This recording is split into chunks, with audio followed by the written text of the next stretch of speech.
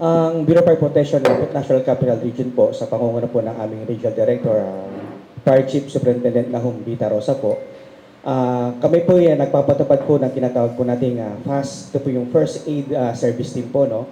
Wherein 66 locations po within Metro Manila po ang nakadeploy po sa atin ngayon for medical assistance po. Meron po tayong mga EMS po sa bawat sementeryo ngayon na in case meron po itong may nahilo o may na high blood, meron po tayo agad na personnel po sa 66 identified cemeteries po. Actually, sa ating po mga BFP personnel, number one sa mga registered nurse po sila. So talaga dumaan po sila sa mga trainings po, like yung mga EMT, paramedics. So highly trained po talaga at yung mga nakasakay po sa ambulance po natin. Actually sir, although wala pa po undas, ginagawa na po namin yan sir. Meron po kami kinatawag nga pong naulit ko po yung Toplan Ligtas sa Pamayanan.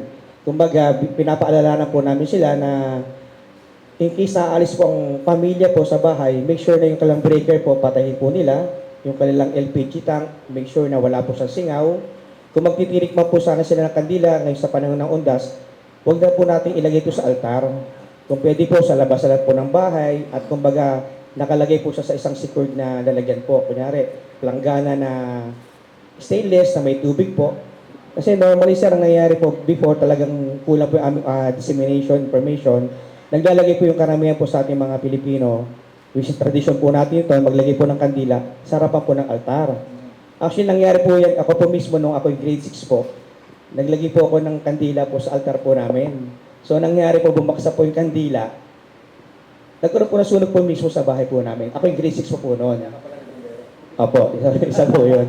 So, ang aming pagpapalala po sa ating mga kababayan na kung maglalagay po ng kandila sa panahon ng undas, better po na ilagay po na sa labas na po ng bahay na nakalagay po sa stainless na lalagyan na may kasamang tubig na po.